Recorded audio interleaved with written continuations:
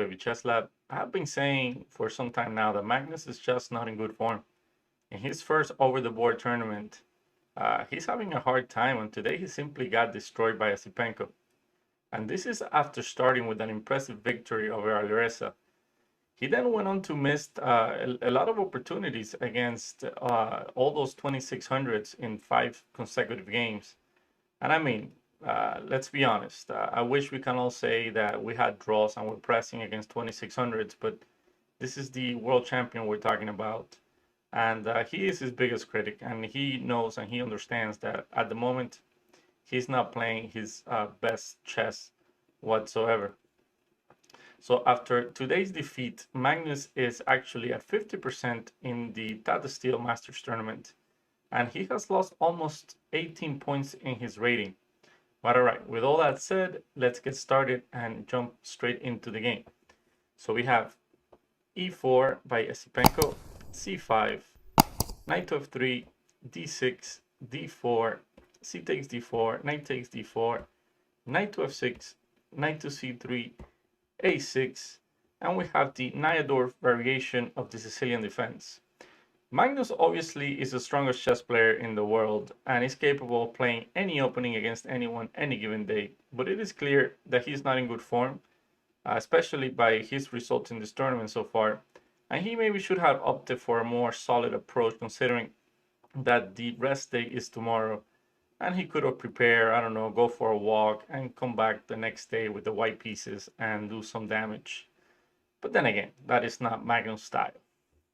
So Esipenko goes for bishop to e2, developing the bishop and getting ready to castle on the next move.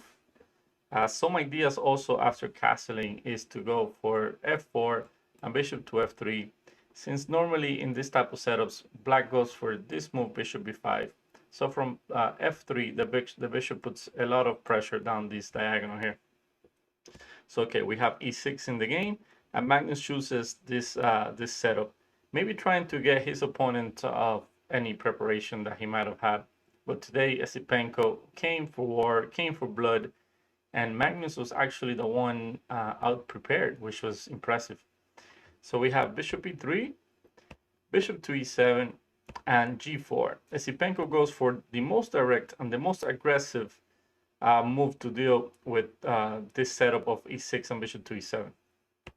Magnus continues with b5. He's playing so far very principled, since this b5 is common in most Sicilians, and the main thing here with this move is that he wants to go for b4, kick this knight out somewhere, maybe back to b1 or to a4, and then he can capture this pawn on e4.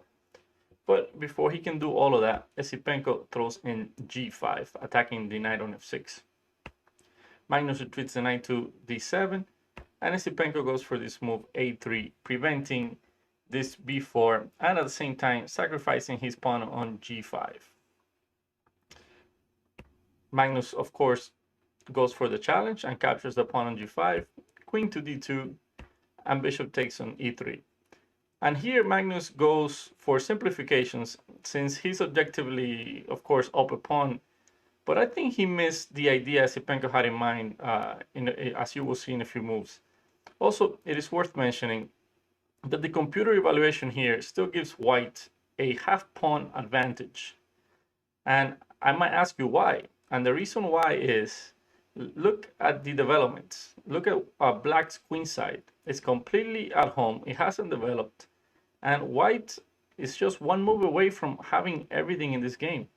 Once white castles here and pushes the pawn to f4, the rook to g1, he's going to be in full control. But all right, jumping back into the game, queen takes e3. Magnus goes for queen to h4. And this was the idea when he went for the exchange of the bishops on e3. And knowing what happened in the game, maybe he should have gone for bishop to e7 and keeping the structure together. And at least from there, the bishop actually gives him some protection around the king side. Here, Esipenko goes for the move rook to g1, and I think this is the first move that Carlsen missed in the game, because otherwise he wouldn't have gone for this queen to h4. As you will see, he just wastes his time, and at some point he has to go back with the queen to where it came from. So he has to play g6. Notice that if queen takes h2, Esipenko will simply just castle here. And after queen to h6, trying to exchange the queens, f4, and black's trapped queen plus the lack of development on the queen side just gives white a massive advantage here. So after g6, white simply just castle. Magnus admits that his idea did not work and returns home with the queen. But the damage is already done, and white's leading development is going to cause real problems for black here. White continues with f4, taking control of the center, and if black ever castles kingside, f5 is going to come, opening up the position and just destroying the black king.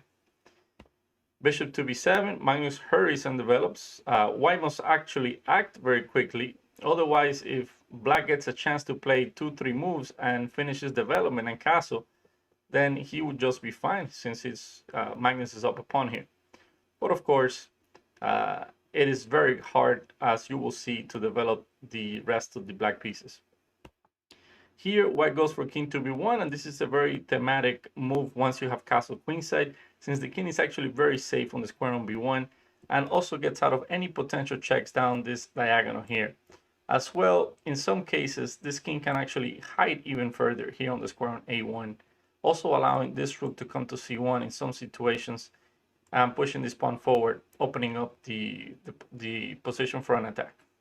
And here Magnus goes for knight to c6. Developing a piece, but this time this is a massive blunder by the world champion, but other moves are actually very hard to suggest. Knight to f6 is another move that could be played, or even castling could be tried, but white is simply just much better.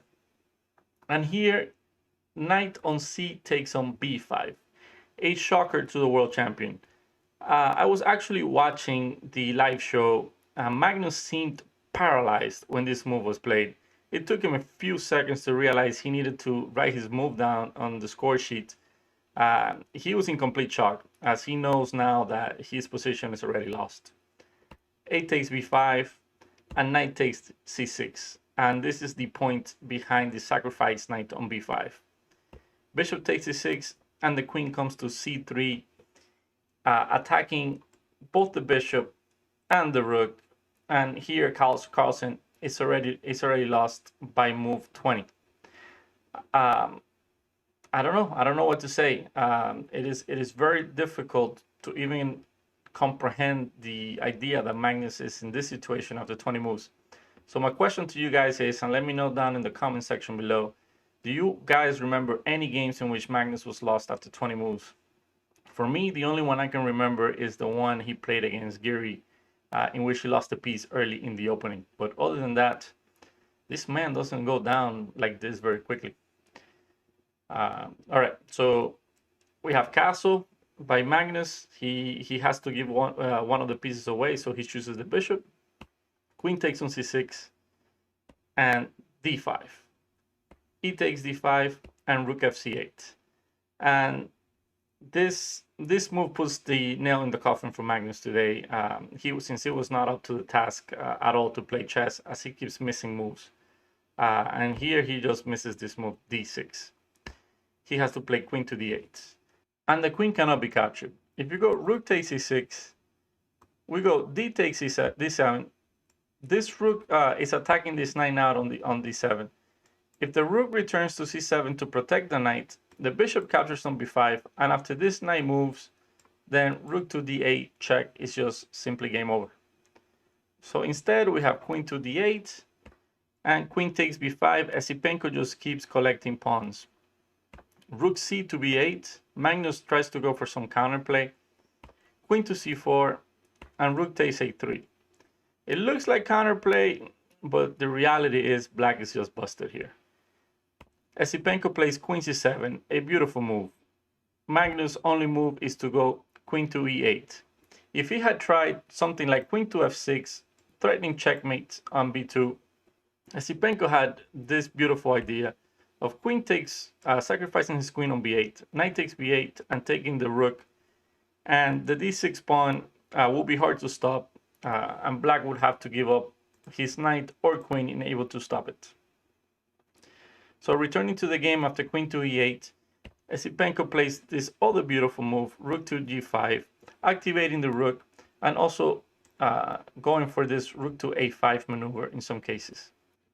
Rook to a4 by Magnus, setting a trick for which, of course, in this time control, Esipenko was not going to fall for. Instead, Esipenko goes for rook to a5. But let's first see what the trick that Magnus was hoping Esipenko played was. If bishop to b5, attacking both the rook and the knight, was actually a big mistake, and Magnus would be winning after rook takes b5, rook takes, queen to a8, a threatening checkmate on a1. So the king has to run to c1, rook a1 check, king to d2, queen g2 check, king c3. Magnus captures the rook. He's actually up a piece at the moment. Queen captures on e8. And after a series of checks, Magnus is just going to collect some pawns, including the d6 pawn, and he will be the one actually up a pawn in this situation, which would have been an incredible turn of events. But of course, Esipenko was not going to fall for that. Instead, after rook to a4 by Magnus, he plays this rook to a5. Magnus goes for rook to b4, putting some pressure on b2, which is easily stopped by b3, and Magnus returns with rook to b7, attacking the queen. Esipenko returns the queen to c3, and now that he neutralized all of Carlsen's counterplay, it's only a matter of time. Magnus goes for queen to d8, bishop to f3, attacking the rook on b7, rook b4, queen to c7 again, queen to f6, and rook to a8. And with this trade of a pair of rooks, the end of the game is just very close. Rook takes a8, bishop takes a8, and queen to f5. Some last minute tricks, but of course this stuff is not going to work. King to b2, getting away from the pin. Magnus was threatening with queen to f5 to go here. Rook takes on b3 check. So king to b2 stops that. Rook to b5, and here Esipenko just decided to take the piece with queen takes d7. Rook to c5, threatening again some more dangerous stuff here on c2. And rook to c1, stopping all of that nonsense. Queen takes f4, queen e8, king g7, d7, and here black resigns, not even reaching move 40. A terrible game by the world champion. Luckily for him, tomorrow is a rest day and he will be able to clear his head and hopefully return for some blood. And that is actually what I'm hoping for him to do. Thank you for watching. If you like content like this, don't forget to like and subscribe. And as always, stay safe, have a good day, and show respect to your opponent. See you next time.